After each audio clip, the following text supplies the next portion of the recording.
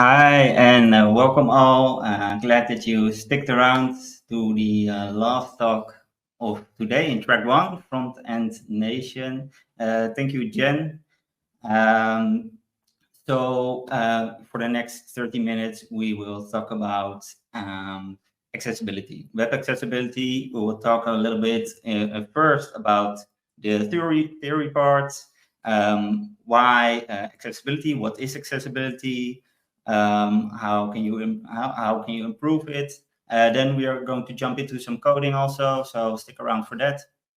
And without further ado, let's kick right off.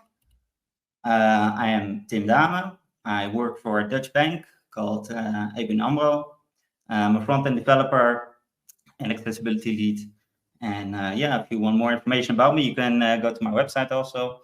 Without further ado, let's go. So let's start with the question, why accessibility? Why should you care about it? Why should you try to improve it or do anything with it? Well, the answer is pretty simple. It is not to exclude anyone. So there are a lot of people using your website, using your web app that do have a disability, for example. And these people, they need your help. They need accessibility features to be able to help them guide through your app, guide through your website, as we like to do. So, and when you make sure you do not exclude anyone, you have a bigger potential user base. That's nice. Because if you have a bigger potential user base, more people will be able to use your service or buy your product. And everyone will have somewhat of a similar experience while doing it. Yeah, mine's blown. Also, it's about energy and time. I think I will need to explain this one. So why energy and time? Well, if you step into the shoes of someone with a disability, they go through the day, they want to do the things that they need to do. They probably are going through life doing the same things as you and me, but doing these things, they need to spend more energy and time on these things to be able to complete them, to manage the day. And the same thing is true online. So when you stumble on an inaccessible website or app, it might block you from even continuing searching on this website, or it makes it really hard to go through it. And that's just not what you want. So and if we together, we as content developers, can make it easier for these people to navigate our websites and apps, so they don't have to spend a lot of time on that, they will actually save some of that precious energy to be able to do the other things that they want to do. Also, it's very important to include people with disabilities through your development lifecycle. So you can basically implement help, try to let them help in every step. So starting from the planning phase, design phase, development phase, testing phase. You might have more, you might not. Try to include people with disabilities. So catching accessibility vulnerabilities earlier is always the best thing to do, because you will actually, if you discover them earlier, you will spend less energy trying to fix them, for example, in a later stage. So that's always the way to go here. Then, there is a big group of people in this world experiencing a significant disability. There are 1.2 billion people experiencing a significant disability. For example, people might have dyslexia. Then you need some help with bigger font sizes, easier text, maybe a better structure of the web page. For example, color blindness. You need the right contrast between elements on the page. Motor impairment. You might need some help getting the right inputs to the app or website. And if you're blind or partially sighted, then you might use something like a screen reader or voice command or braille assistive technology to be able to guide your way through to the web page.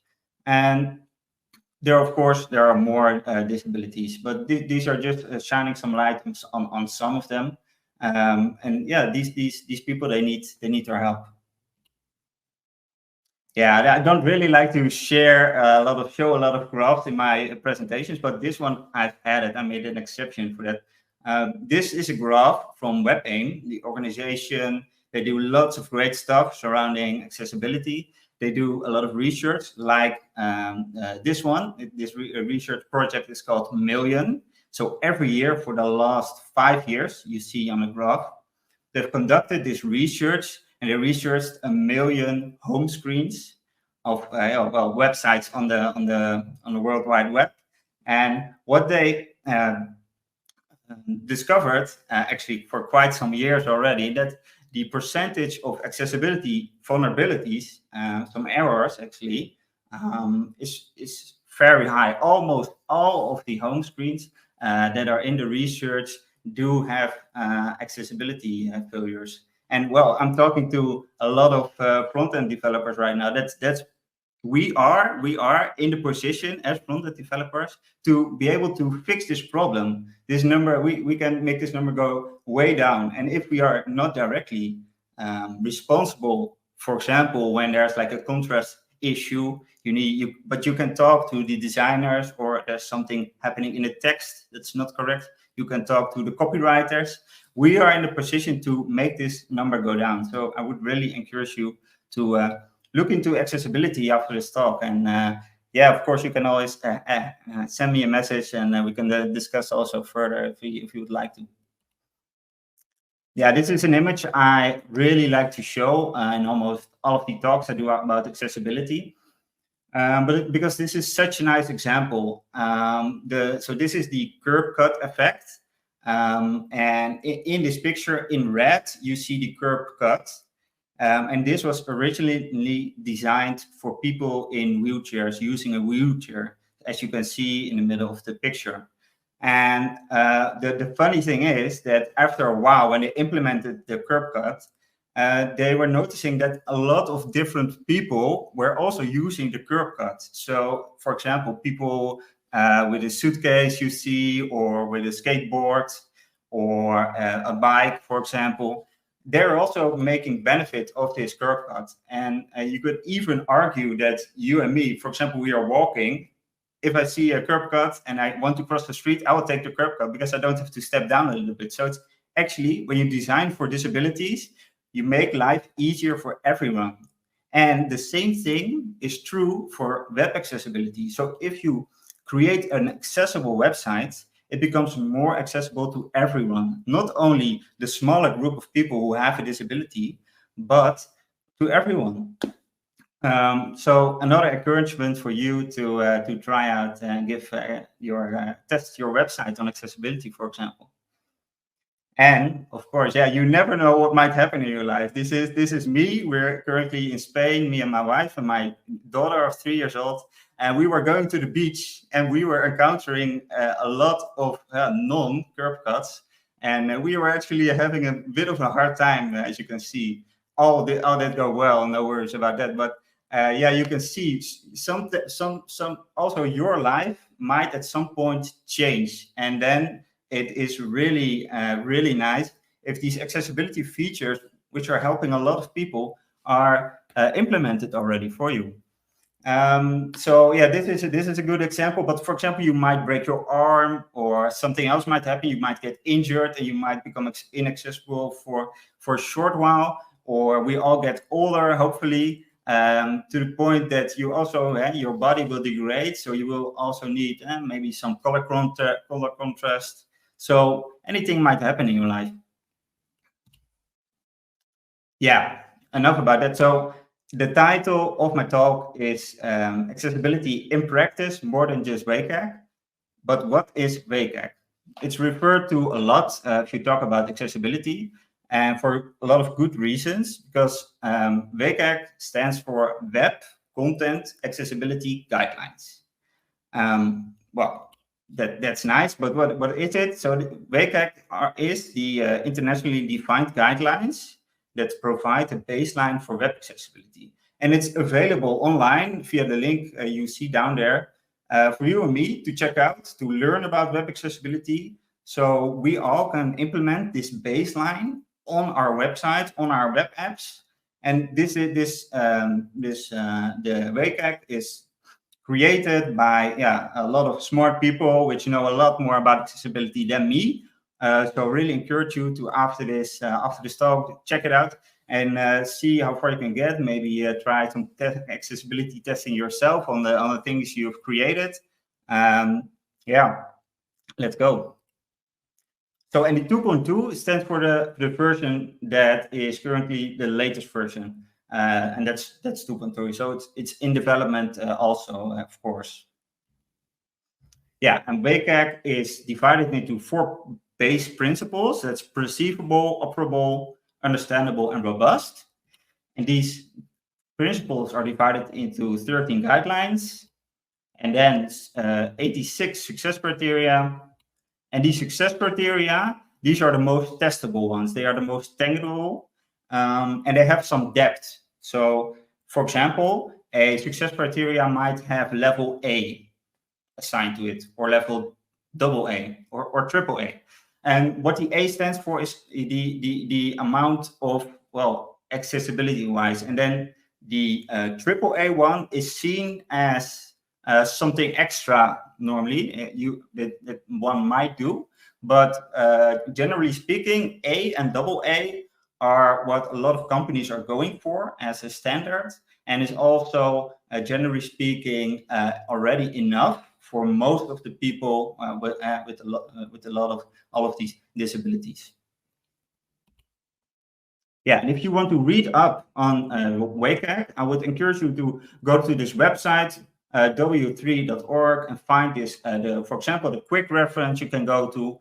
You can see, for example, here in the picture, you see the principle 1, guideline 1.1, and then success criteria 1.1.1. And this is, for example, the non-context one, level A. So you can read up on all of them. They're all there.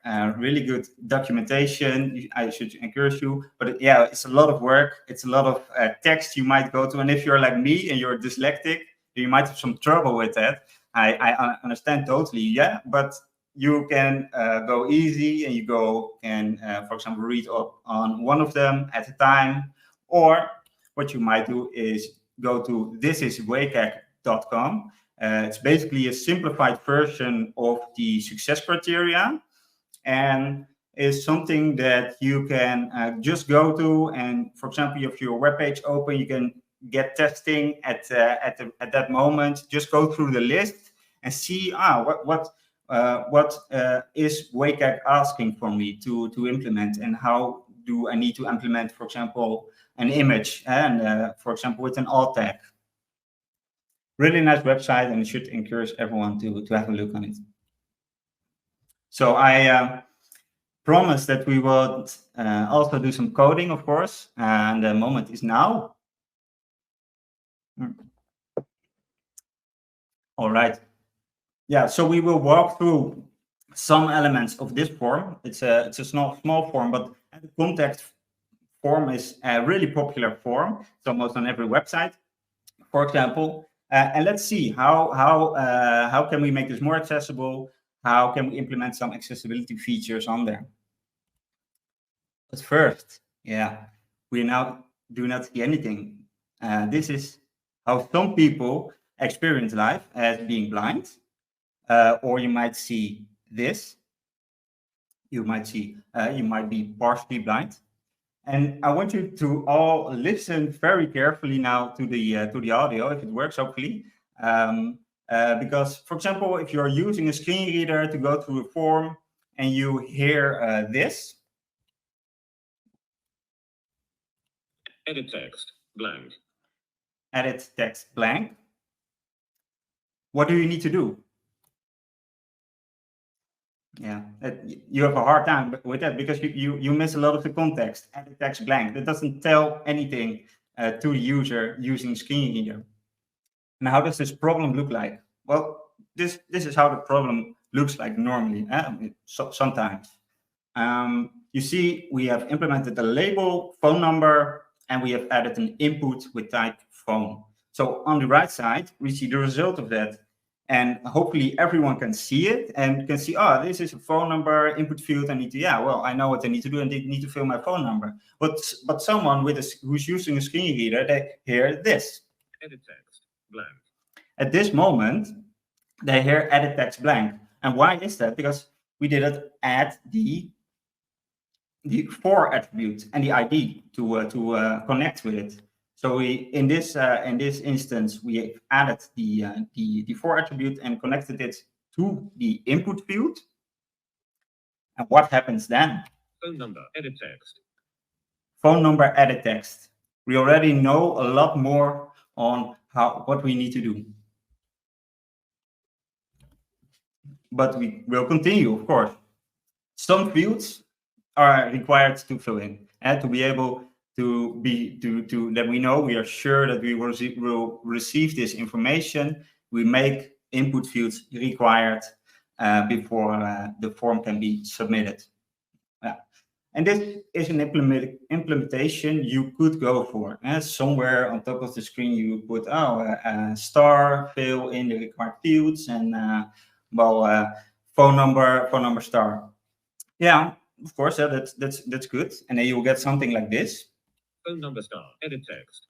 Okay, that sounds okay. As someone using a screen reader might know, okay, this is required, but some might not, because they might have missed the text, for example, or they are not sure.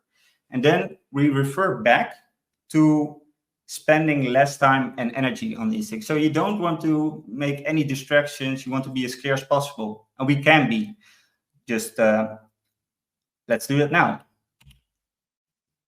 So first, we want to hide the star that's with aria hidden true. You put a span around it, give it aria hidden true, and then you will end up with something like this again. Phone number, edit text. We are back to phone number, edit text. And now the next step, we add aria required true to the input field, and then we will get this. Phone number, required edit text. Phone number, required edit text. So we already have more context on the screen reader. Great.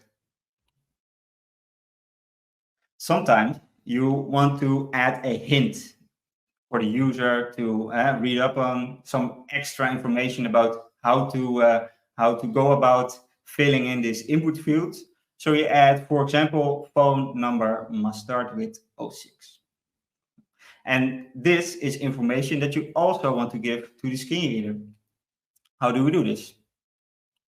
Phone number, required edit text. So currently, still what we are on, but we add aria described by, and then connect it with the ID to the paragraph element where the message is. And then we end up with something like this. Phone number. Hint. Phone number must start with 06. Required. Edit text telephone. Great. All of the context is being voiced out by the screen reader. Let's continue. All right. Sometimes, after you have done validation on a form element, an error might occur. And in this situation, also people using a screen reader, they want to know what's happening. They want to know they are not probably not seeing the screen correctly, so they are not sure what's going on if we don't tell them. So we need also to communicate this information. But first, at the current stage, we will have this. Phone number. Hint. Phone number must start with 06. Required. Edit text telephone. It's not connected yet, but we will do. But we have a side step first. So at the moment, we now added aria invalid true to the input field. And you only want to add aria invalid true when the input field is actually invalid at that moment. So in the init state, when you have a clean form, you want to add aria invalid false. But at the moment, the input will be invalid, and that's after you've done validation on the input field, for example. You want to, if there is an error, you want to make it ARIA invalid true. So we did that currently, and then we will end up with something like this.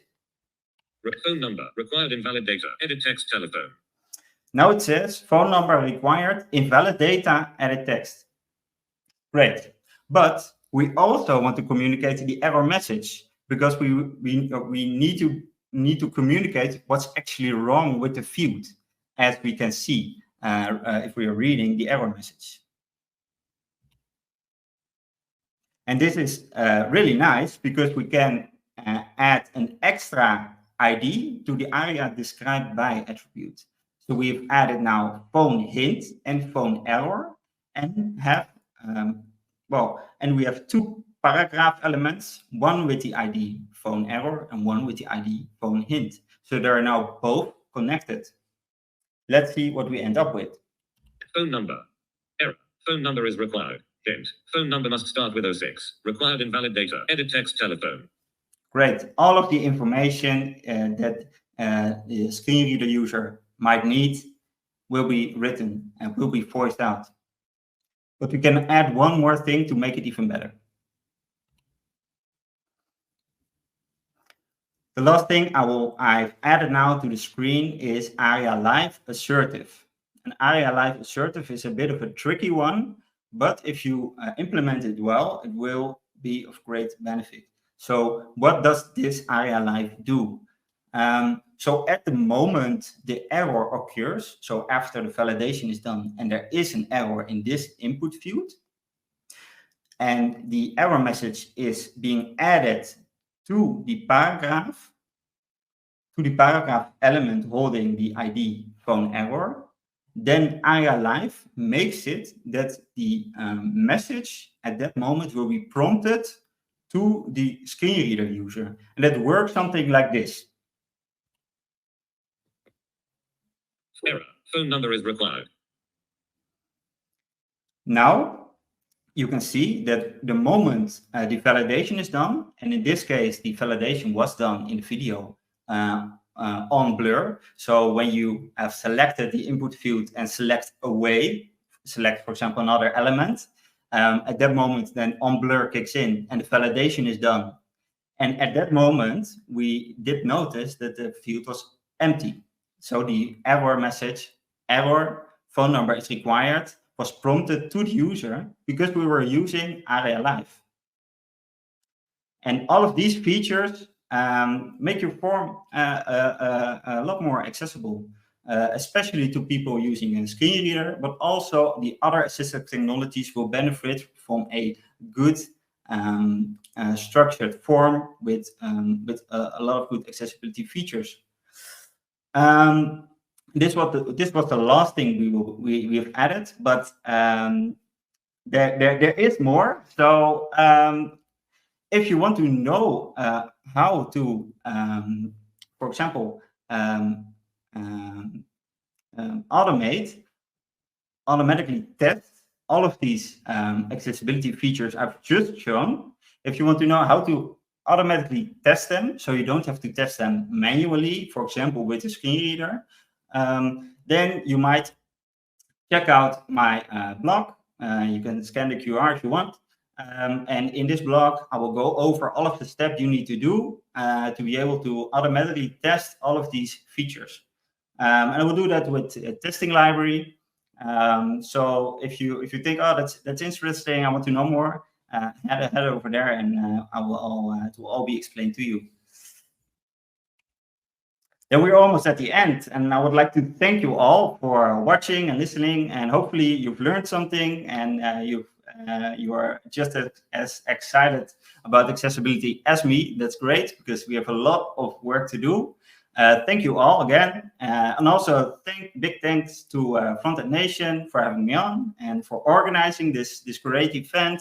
There's also a big thank you, of course, to all of the organizers behind the screens, in front of the screens. We're doing wonderful work to be able to make this happen for you guys. Yeah, thank you. And of course, let's stay connected. I would like to know what you think of my presentation. So let's connect. I do a lot of things. I'll share some content in the future. So yeah, let's stay connected. Thank you. Appreciate it. We do have some questions from the audience for you. So let's get started. How do you handle pushback or resistance to accessibility improvements from team members or leadership?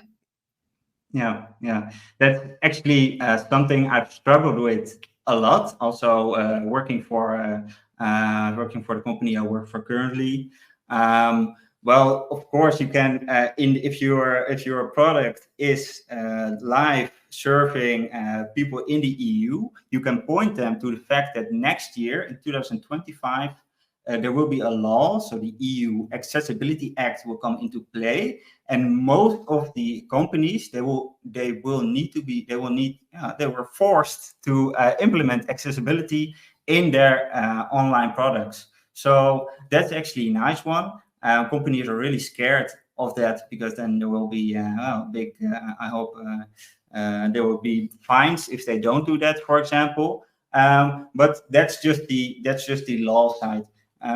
Like I said in the presentation, also there's a big group, a big audience that is not able to use your product well enough if you don't add these accessibility features. And there's just a potential user base which you are completely missing. That's also a really important point. And there's then this ethical thing, right? So why would you not implement accessibility? Because you don't want to be accessible to all of this big group of people. Do you really want to do it? This lovely product you want to share with everyone, right? So I think a lot of good reasons. And that does lead into this next question. I think they complement each other pretty well. Of how can we foster a culture of accessibility within our development teams and organizations? Yeah. So, for example, at ABN AMRO, we've hosted this accessibility guild. So we all work in teams, but we also have the guild. And the guild is something extra next to your team. For example, you can organize this within your organization, maybe. And we come together and we talk about accessibility and how we can improve it among all of the teams. And yeah, we do a lot of awesome stuff trying to improve this. So this is something you could also set up if that works. And just, for example, also with knowledge sessions, you can read up on the topic and just do a small presentation about it, spread the awareness. A lot of things you can do. Thank you. All right. Is there a tool you recommend that someone can use to experience websites they make from the perspective of a blind user, likewise for other handicaps to accommodate? Sorry, can you repeat the question? I'll try rephrasing it. Okay. If they built a website and wanted to use it, see what it was like if they were a blind person or other handicaps, do you know of a website that can show them that? Yeah, of course. There's not a website, but you can do it right now. You can turn off the screen. You can see, for example, you can turn down the brightness to 0. Then you see nothing. Then you turn on the screen reader and you try to navigate your own website. This is a really nice experiment that we also do a lot at ABN AMRO. And to see try to use keyboard navigation, try to use the screen reader, and try to work your way to your website. Actually, really nice one, and I should encourage everyone to do it and include it in their testing phase and see how far you can get. Very cool. Next one. How good is accessibility for the website? Is there a package for adding accessibility? So, as I understand the question, is there a package that you can install that will improve accessibility, for example? I think that's what it's saying. And yeah. Well, there are a lot of tools during development stage that will help you to become more accessible. Like, for example, DQ has Oxcore, which is really popular. Oxcore actually used very, very widely. There are lots of different variations of Oxcore. For example, you can use, if you use Google Chrome, you can use Lighthouse. Lighthouse on the back end uses Oxcore to test your website on accessibility. You will get a score in the end. And then, so that's a little bit of automation. You could include people with disabilities, because in the end, it's about them, and you should include them and test with them. But there's also, for example, with testing library, like I've written about in the guide I just shared, you can also take the next step in accessibility automation, something you can do on your own. Thank you. All right, 2 more questions. Our organization hesitates to make accessible changes that are visible to all users. Is the value diminished if an ally feature needs to be toggled on by user? Accessibility feature by user? Yeah. So some websites, for example, they have some toggle options for extra accessibility features. These are handy. For example, you have a lot of websites nowadays have the feature to turn on dark mode or light mode. This is an accessibility feature already, but you have some websites who pushes even more and will let you add font size, for example, to the screen, or a completely different background to a custom background, for example. Yeah, and these things, they will help certain people, yes. But if you just also, but besides that, they are not in the WCAG guidance. Not all of them, but if you just follow the WCAG guidance, the baseline, then you already have a good enough accessible website. Thank you. And I just typed this out. I want to see if this is accurate as well, because this is a question that I used to ask a lot, and I feel like not everyone would know.